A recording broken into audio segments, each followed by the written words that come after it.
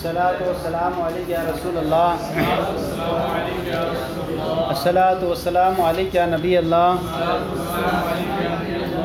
الصلاۃ والسلام علیک یا حبیب اللہ،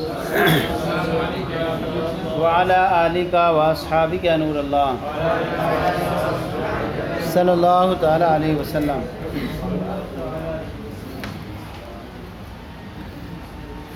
نہیں کا بیان تھا، پھر اس میں بیان کیا گیا کہ 4 چیزوں کے بعد شرط کو مقدر ماننا جائز ہوا کرتا ہے، اور اس کو بیان کیا، پھر تفصیل ہے، پھر عرض کو بیان کیا بعد میں، کہا عرض کو پھر کیوں نہیں کیا، یہ کہہ دینا چاہیے تھا کہ یہ 5 چیزوں کے بعد، تو کہا کہ عرض کو ہم نے اس لیے بیان نہیں کیا اس میں کیونکہ عرض گویا کہ یہ استفہام میں ہی داخل تھی، لہذا اس کو علیحدہ طور پر ذکر کرنے کی کوئی حاجت نہیں تھی۔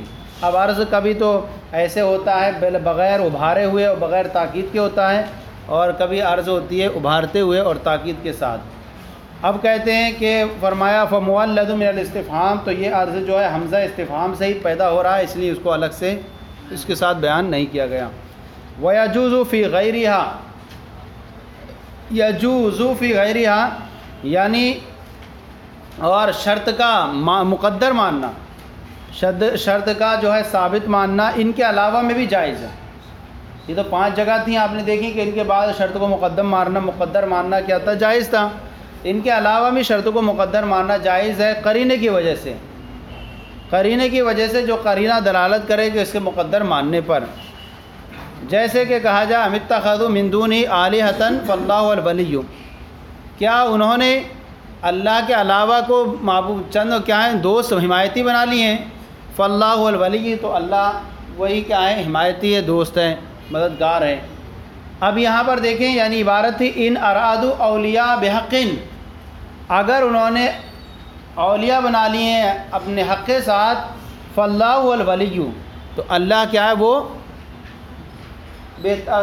وہ کارساز ہے، اللہ وہ مددگار ہے۔ اگر انہوں نے کچھ اپنے دوست بنا لیے ہیں حق کے ساتھ تو اللہ کیا ہے دوست ہے، ولی ہے، حمایتی ہے، مدد کرنے والا ہے۔ اب یہاں دیکھیں فاللہ الولی، یہاں جو ہے یہ فا جو ہے داخل ہے کس پر، یہ جواب شرط ہے، یہ دلالت کر رہا ہے اس بات پر کہ یہاں پر شرط محذوف ہے، اور اس کا جو شرط کا جو جواب ہے وہ اس کو یہاں رکھ دیا ہے، اور قرینہ اس پر کیا ہے، قرینہ جو ہے فا کا داخل ہونا جملہ اسمیہ پر، فاللہ الولی، تو یہاں پر بتلا رہا ہے کہ یہاں پر اس کی شرط محذوف ہے، یعنی عبارت نکلے گی ان ارادوا اولیاء بحق فاللہ الولی۔ سمجھ آ گیا؟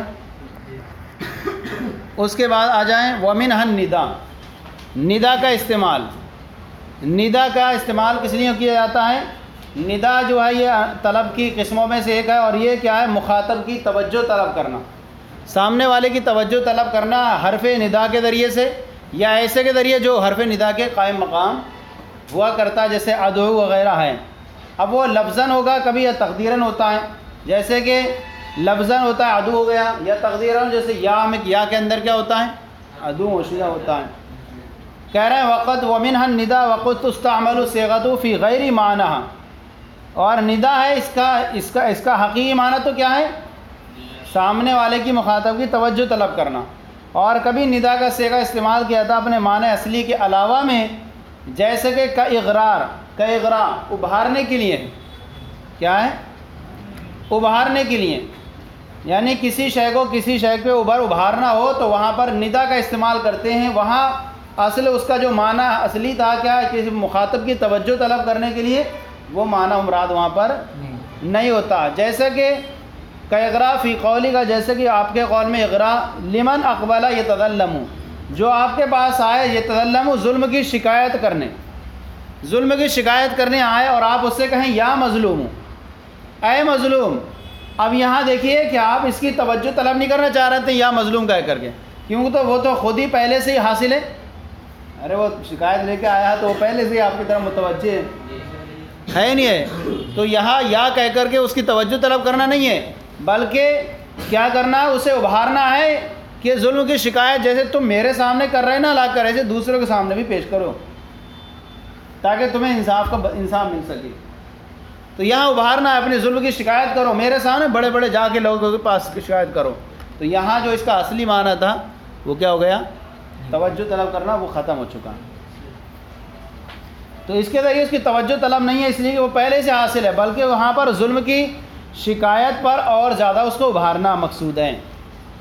وَلِلْاخْتِصَاصِ فِي قَوْلِهِمْ، اور اسی طرح لایا جاتا ہے کیا ہے اختصاص کو پیش کرنے کے لیے، اختصاص کو پیش کرنے، یعنی ندا کا صیغہ اختصاص کے لیے استعمال کیا جاتا ہے، جیسے کہ اہل عرب کا قول ہے انا افعل کذا ایھا الرجل، انا افعل کذا ایھا الرجل ای متخصصا من بین الرجال، یعنی میں لوگوں کے درمیان میں سے خاص ہو کر میں ہی ایسا کروں گا۔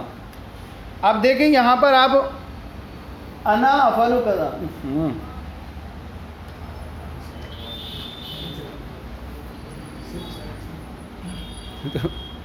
اس میں فعل بھرا ہوا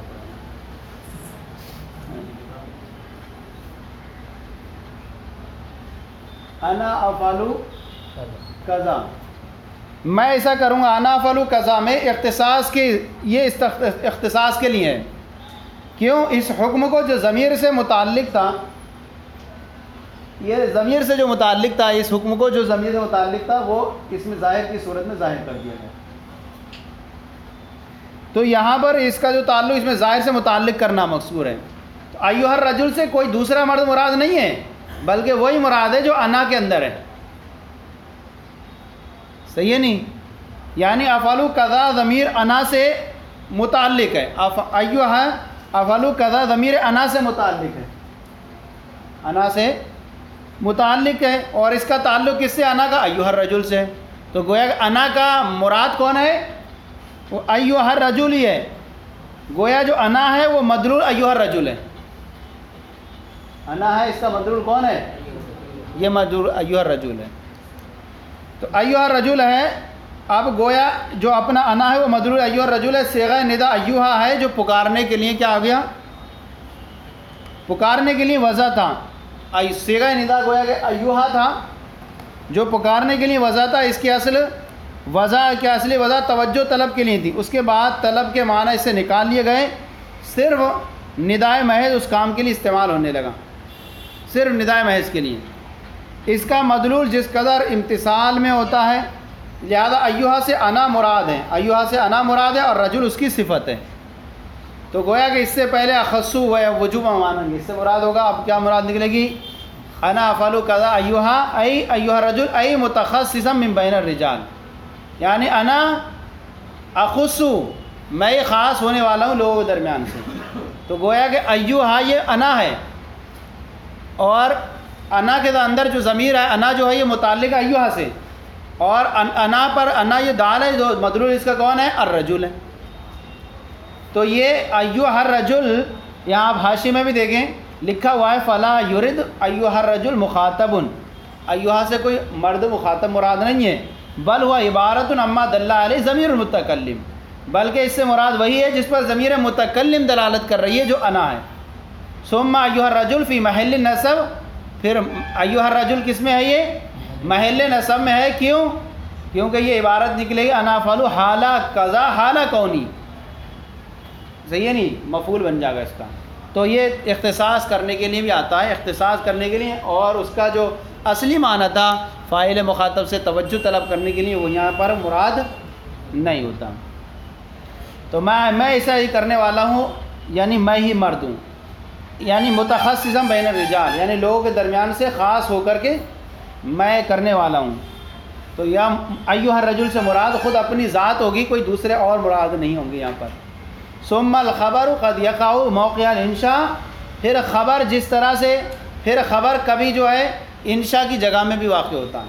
اب تو دیکھا آپ نے جملہ خبریہ تھا، تو خبر کو ابھی انشاء کی جگہ میں واقع ہوتا ہے، انشاء کو لانا چاہیے تھا لیکن خبر لے کر کے آتے ہیں، لیکن کوئی نہ کوئی فائدے کے لیے جملہ خبریہ لے کر کے آتے ہیں، کوئی نہ کوئی فائدے کے لیے، اما للتفاعل، یا تو اس سے مقصد کیا ہوتا ہے نیک فعلی لینے کے لیے، او اظہار الحرص فی وقوع، یا اس کے وقوع میں بہت زیادہ حرص اور اپنا طمع ظاہر کرنے کے لیے، طمع کا اظہار کرنے کے لیے، تو پھر جو ہے خبر مجازن ہوتا ہے، لیکن یہ کیا ہوتا ہے؟ مجازن، پھر جو ہے خبر جو ہے انشاء کی جگہ میں واقع ہوتا ہے، کیونکہ خبر کسے کہتے ہیں؟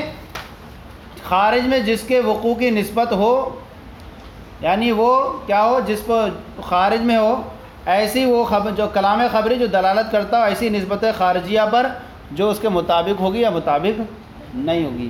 اور انشاء کسے کہتے ہیں؟ جس کے لیے کوئی نسبت خارج میں نہ ہو بلکہ ایک نسبت پائی جائے بے نفسی.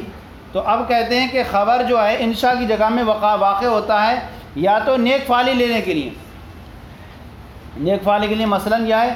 سامنے والے کے مخاطب کے دل میں سرور اور خوشی داخل کرنا ہے تو اس کے لیے ہمیں کہنا وفق اللہ التقوی، وفق اللہ التقوی، اللہ تمہیں تقوی کی توفیق عطا فرمائے. اب یہاں دیکھیں وفقہ فعل ماضی ہوا اور انشاء کی جگہ میں آ گیا. انشاء کیا ہوتا ہے؟ دعا نہیں ہوتا ہے. تو ماضی کا صیغہ ہے اور کس لیے لایا؟ ماضی کے لفظ سے لایا. کیوں؟ گویا کہ اس بات پر دلالت کرنی نیک فعلی کے لیے کہ ماضی ہے ہوتی ہوئی مستقبل میں، لیکن ہم نے ماضی لا کر گویا کہ تحقق ہو چکا پہلے ہی. ارے آپ حافظ ہو گئے، حافظ تو ہو گئے بعد میں ہیں، لیکن کیا ہے؟ عالم ہو گئے. یہ کہہ دیا کس لیے؟ نیک فعلی لینے کے لیے، اگرچہ ہونے والی چیز تھی بعد میں. جیسے کہہ دیا تھا عالم صاحب، مفتی صاحب، اور پڑھ رہا ہے بیچارہ رابعہ. تو کیوں؟ کیونکہ مایعول کے اعتبار سے، یا کہہ دیتے ہیں مایعول جو ہونے والی تھی وہ مستقبل میں جو اس کو پہلے کہہ دیا. انی ارانی عاصر و خمرہ، میں نے دیکھا ہے میں شراب نچوڑا ہوں. بھائی شراب کب نچوڑی جاتی ہے؟ انگور نچوڑا جاتا ہے، لیکن بننا تو شرابی ہے اسے. ماں کان کے اعتبار سے کہہ دیا اسے. یہ ہوتا ہے سب کچھ بلاغت کے اعتبار سے، صحیح ہے نہیں؟ تو ایسے ہی یہاں پر بھی کہ تفاعل نیک فعلی لینے کے لیے کہ گویا کہ ہونے والی بعد میں ہے، لیکن نیک فعلی کے لیے کیا کر دیا گیا؟ ماضی کا صیغہ استعمال کیا گیا سرور داخل کرنے کے لیے. صحیح ہے نہیں؟ کسی کو خوشخبری دینا ہو، بہت زیادہ اچھی خوشخبری، اگرچہ وہ بعد میں ملنے والی ہو، تو اس طرح اول اظہار حرص، یا اپنے بہت زیادہ طمع کا اظہار کرنے کے لیے اس کے وقوع میں. یہ آپ کو پیچھے بیان کر دیا ہے کہ انسان کو، کہ جب انسان کے شرط کی بحث میں پیچھے بیان کیا گیا نا کہ انسان جب طلبکار ہوتا کسی چیز کا تو اس کی رغبت زیادہ ہو جاتی ہے اس میں، اور اس کا کثرت سے ذکر کرتا ہے، گویا کہ اسے یہ خیال ہونے لگتا ہے کہ گویا کہ وہ اسے حاصل ہو چکی ہے. تو اب اس کی تعبیر کیسے کرتے ہیں؟ ایسے کرتے ہیں ماضی کے صیغے کے ساتھ گویا کہ حصول ہو چکا اسے. جیسے کہ آپ کہیں رزقنی اللہ زیارتہ، اللہ مجھے اس کی زیارت عطا فرمائے. اب دیکھیے رزق کا فعل ماضی استعمال ہوا، کیوں؟ بار بار جو ہے اس کا طمع کر رہا ہے، اظہار کر رہا ہے، اس کی رغبت کر رہے ہیں. تو ہونے والی تھی جو بعد میں اس کے لیے طمع کے اظہار کی وجہ سے اس کے وقوع میں گویا کہ کیسے ہو چکا ہے؟ وہ واقع ہو چکی ہے. تو ماضی کا صیغہ استعمال کیا گیا یہاں پر رزقنی اللہ. تو یہ خبر کو استعمال کیا جاتا ہے انشاء کی جگہ میں یا تو نیک فعلی کے لیے یا اس کے وقوع میں طمع کا اظہار کرنے کے لیے، جیسے کہ گزرا. اب فرماتے ہیں وَالدُّعَاءُ بِصِيغَةِ الْمَاضِي مِنَ الْبَلِيغِ يَحْتَمِلُهُمَا، اور دعا جو ہے ماضی کے صیغے کے ساتھ بلیغ آدمی سے یہ دونوں کا احتمال رکھتی ہے. بلیغ آدمی اگر کوئی ماضی کے صیغے کے ساتھ دعا کرتا ہے، بارک اللہ، یعنی شفق اللہ، یعنی زوجک اللہ، اس طرح سے کوئی بھی دعائیں کرتا ہے تو وہ نیک بلیغ آدمی سے تو دونوں کا احتمال ہے. یا تو وہ کس لیے کر رہا ہے؟ نیک فعلی کے لیے کر رہا ہے، یا وہ جو ہے بہت زیادہ اظہار طمع اسے اظہار ہے اس کی چیز کے وقوع ہونے کے بارے میں. تو ہم کہیں گے یہ دونوں احتمال ہو سکتے ہیں. اس کے بلیغ کی قید کیوں لگائی؟ کیونکہ جو غیر بلیغ ہوگا اسے کہاں یہ لطائف خوبیاں سمجھ میں آئیں گے، اسے یہ لطائف خوبیاں کہاں سمجھ میں آئیں گے، اس لیے انہوں نے بلیغ کی قید لگائی. اب کہتے ہیں اول الاحتراز عن صورت الامر، یا امر کی صورت سے بچتے ہوئے جو ہے، امر کی صورت سے بچتے ہوئے کیا کرتے ہیں؟ جو ہے ماضی کا خبر کا استعمال کرتے ہیں. خبر کا استعمال بتایا نا یہ کہ خبر کا استعمال کرتے ہیں. اب خبر چاہے وہ ماضی کی صورت میں ہو یا خبر مضارع کی صورت میں ہو، یعنی امر کی صورت سے بچتے ہوئے، امر کی صورت سے بچنے کے لیے جو ہے وہاں پر خبر کا استعمال کرتے ہیں. خبر کا استعمال کرتے ہیں کیسے؟ جیسے کہ کوئی غلام ہے، اپنے آقا سے کیا کہتا ہے؟ کہتا ہے کہ میری طرف توجہ دیجیے. اب اسے کہنا چاہیے تھا انظر، کیا کہنا چاہیے تھا؟ اب انظر کہیں گے نا تو یہاں پر جو دلائے گا کہ بے ادبی سمجھ میں آ رہی ہے، اپنے آقا کو حکم دے رہا ہے. کیا کر رہا ہے؟ اپنے آقا کو. ایک طرح سے امر کی صورت کیا پیدا کر رہی ہے؟ گویا کہ استعلا پیدا کر رہی ہے اس کے اندر، اور جو کہ کس کے؟ اس کے منافی ہے. خادم ہو کر کے آقا حکم دے رہا ہے، کس کے منافی ہے؟ استعلا کے منافی ہے. اب انظر کہنا تھا یہاں پر، لیکن اس کو ہٹا کر ہم نے کیا کر دیا، خبر استعمال کریں. انظر دیکھنے کے بجائے کیا کہا، احتاج الی نظر المولا، میں مولا کی نظر کا محتاج ہوں.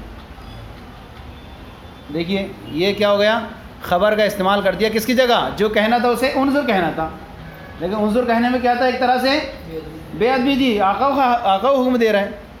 اب یہاں کہہ دیا احتاج الی نظر المولا. سمجھ آ گیا؟ تو یہی کہتے ہیں اول الاحتراز عن صورت الامر، یہ امر کی صورت سے بچنے کے لیے کس کا استعمال کرتے ہیں، خبر کا استعمال کرتے ہیں. اول حمل المخاطب علی المطلوب، یا مخاطب کو مطلوب پر ابھارنے کے لیے، یہ سمجھ میں آ گیا نا پچھلا. او مخاطب کو کس پر، مطلوب پر ابھارنے کے لیے کیا اس کا استعمال کرتے ہیں، خبر کا استعمال کرتے ہیں. خبر کا استعمال کرتے ہیں بِأَن يَكُونَ مِمَّن لَا يُحِبُّ أَن يُكَذِّبَ الطَّالِبَ، لیکن وہ مخاطب ان میں سے ہو جو یہ پسند نہ کرتا ہو کہ طالب کو جھوٹا قرار دیا جائے. طالب علم ایسا ہے جو استاد کی ہر بات مانتا ہے، صحیح ہے نہیں، اب اسے استعمال کرنا چاہیے تھا، کل کو سبق یاد کر کے آنا تھا، استعمال کرنا تھا. احفظ الدرس، تم سبق یاد کرو، تم سبق یاد کرو. اب یہ اس میں کیا ہے، نہ جھوٹے ہونے کا احتمال ہے نہ سچے ہونے کا احتمال ہے، لیکن اس کی جگہ وہ کیا کرتا ہے استاد، تحفظ الدرسہ، تم سبق یاد کرتے ہو. اب یہ جو ہے یہ تحفظ الدرسہ یہ سنے گا جو طالب علم، جملہ خبریہ استعمال کیا ہے. اب یہ جو ہے کبھی بھی نہیں سوچے گا کہ میں استاد کو جھوٹا قرار دوں. کیوں، جملہ خبریہ میں کیا ہوتا ہے، جس کے جھوٹے یا سچا ہونے کا گمان کیا جا سکے، خیال ہے. اب یہ تحفظ الدرسہ، اس میں تھا حفاظت الدرسہ میں یاد بھی کر کے آ سکتا تھا، نہیں بھی یاد کر کے آ سکتا تھا، لیکن جب یہ سنے گا تحفظ الدرسہ اور نہیں یاد کرا تو استاد ظاہر میں کیا ہو جائیں گے، جھوٹے ہو جائیں گے.